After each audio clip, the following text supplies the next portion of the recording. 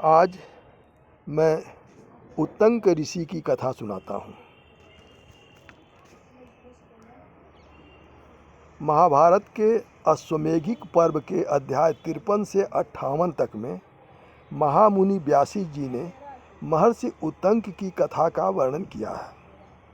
यह कथा बहुत ही रोचक है। इसमें बताया गया है कि अहंकार के द्वारा मनुष्य अपना ज्ञान खो बैठता है तथा गुरु भक्ति की सहायता से संसार के दुर्लभ से दुर्लभ वस्तु भी सुलभ हो जाते हैं। इस कथा के द्वारा यही बताया गया है। यह कथा कई प्रसंगों में है, कई अध्यायों में कही गई है, जो संक्षेप में बता रहे हैं। जब महाभारत का युद्ध समाप्त हो गया तब भगवान श्री कृष्ण अपनी द्वारिका नगरी को वापस जा रहे थे। मार्ग में एक ऋषि रहते थे जिनका नाम था उत्तंक। भगवान श्री कृष्ण ने अपने रथ को ऋषि के आश्रम के बाहर रोककर ऋषि का दर्शन करने के लिए, उनसे मिलने के लिए उनके आश्रम में पहुँचे। महर्षि ने, उत्तंक ऋषि ने भगवान श्री कृष्ण को देखा तो उनको बड़ी प्रसन्नता हुई और उनका आदर सत्कार किया। और उत्तंक ऋषि ने भगवान श्री कृष्ण से पूछा कि क्या आप कौरव और पांडवों में जो झगड़ा था उसे सुलह कराकर लौट रहे हैं। इस प्रश्न के उत्तर में श्री कृष्ण ने कहा,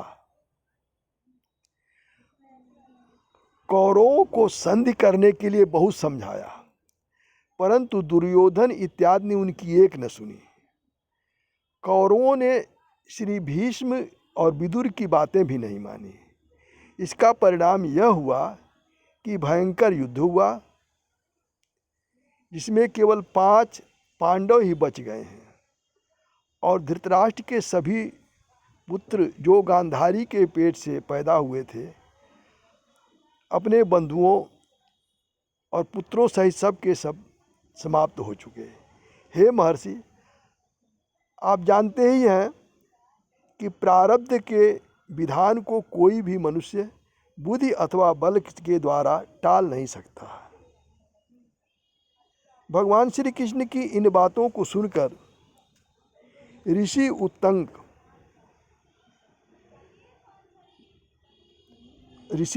को क्रोध आ गया। उन्होंने कटु वचन, श्री कृष्ण से कटु वचन कहा। महर्षि उत्तंक ने कहा कि हे श्री कृष्ण, कौरव तुम्हारे प्रिय संबंधी थे। तुम शक्तिशाली होते हुए भी जानबूझकर तुमने उनकी रक्षा नहीं की, इसलिए मैं अवश्य ही आज तुम्हें श्राप दूंगा। उत्तंक के इन क्रोधपूर्ण वचनों को सुनकर श्री कृष्ण ने उन्हें समझाने के लिए कहा कि हे ऋषि, हे भृगुनंदन, मैं जो कुछ कह रहा हूँ उसे आप पहले ध्यान से सुन लें, उसके बाद जो आपको श्राप देना हो दें। मेरी बातें सुनने के पश्चात यदि आपको की इच्छा हो और लगे कि मुझे श्राप देना ही उचित है तो आप मुझे श्राप दे दीजिएगा। तो उत्तंक ऋषि ने उनकी बात पर ध्यान दिया तो श्री कृष्ण ने कहा कि मैं जानता हूँ कि आप बाल ब्रह्मचारी हैं, गुरु सेवक हैं, इसलिए आपने जो तपोबल से शक्ति पाया है उसे आप प्रयोग कर सकते हैं। श्री कृष्ण की बातों को महामुनि उत्तंक ने सुनना स्वीकार कर लिया। भगवान श्री कृष्ण ने आध्यात्म तत्व को बतलाना आरंभ किया। श्री कृष्ण ने कहा कि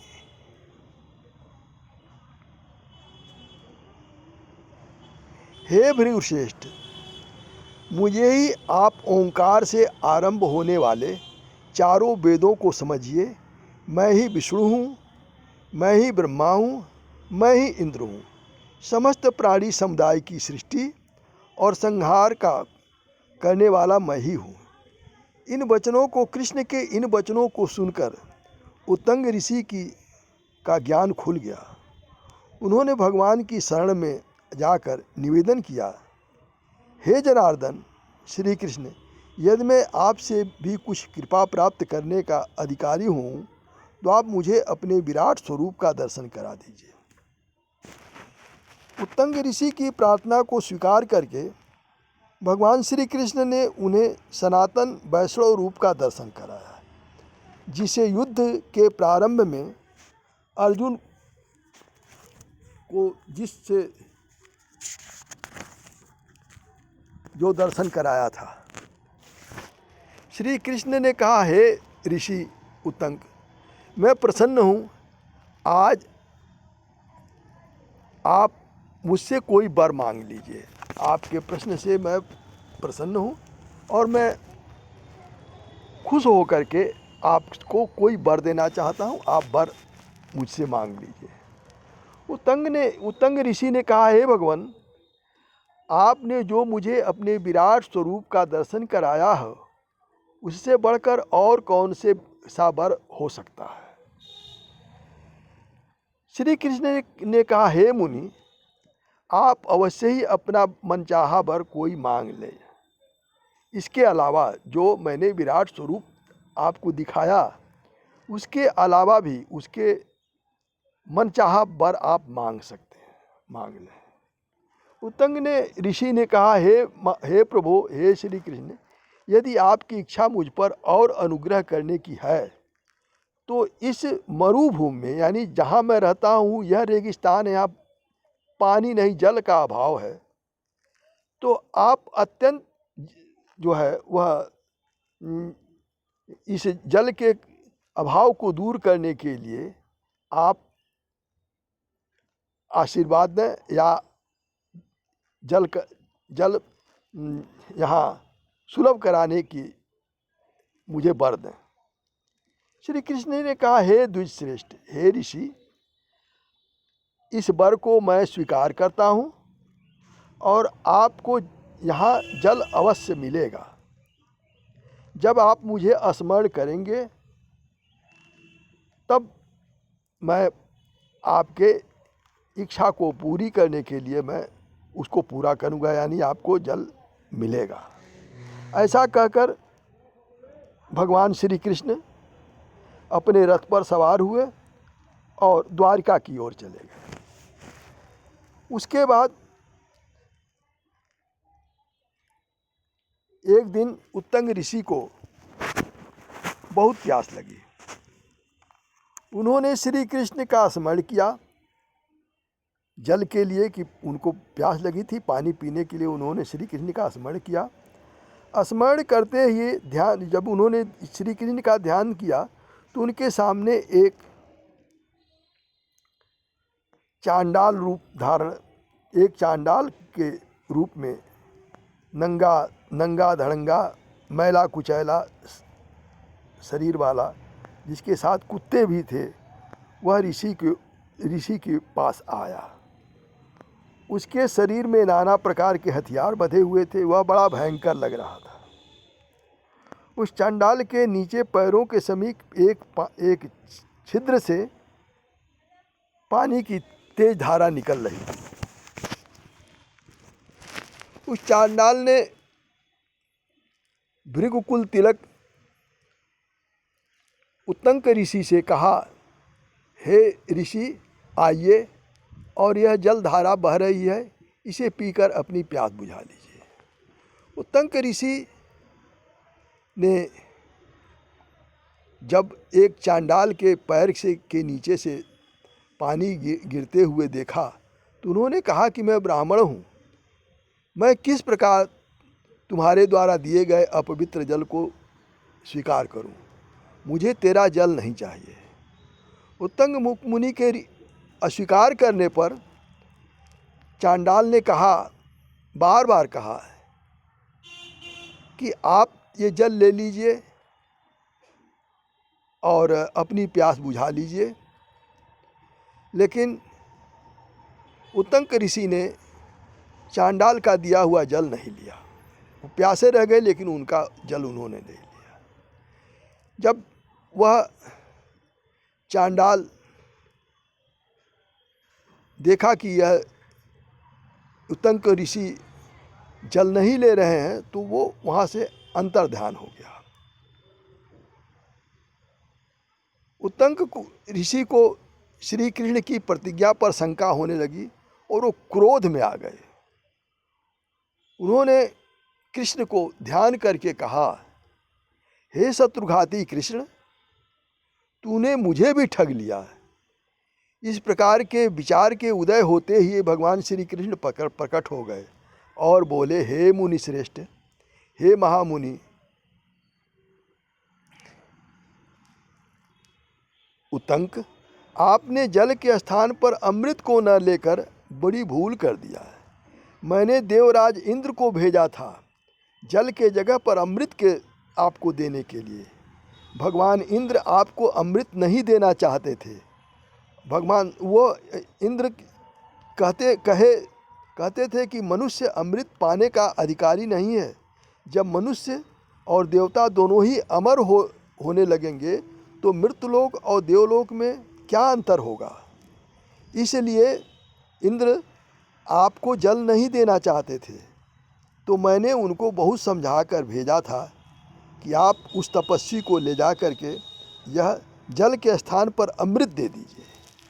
मेरे बार बार समझाने पर, दबाव डालने पर इंद्र ने आपके पास आकर के अमृत देने के लिए वो तैयार हो गए। मैं चांडाल के रूप में महर्षि उत्तंक को अमृत देना चाहता था। यदि वे उसे सहर्ष से स्वीकार कर लिए होते तो ठीक, नहीं तो बिना अमृत प्रदान किए ही लौट आऊँगा। ये किसने कहा था? ये इंद्र ने कहा था भगवान कृष्ण से कि मैं जा तो रहा हूँ लेकिन चांडाल के रूप में जा रहा हूँ। अगर उत्तंक ऋषि ने यह मेरे द्वारा दिए गए जल को स्वीकार नहीं किया तो मैं लौट आऊँगा। यह भगवान श्री कृष्ण से कहने के बाद तब उत्तंक ऋषि के पास वह इंद्र गए थे।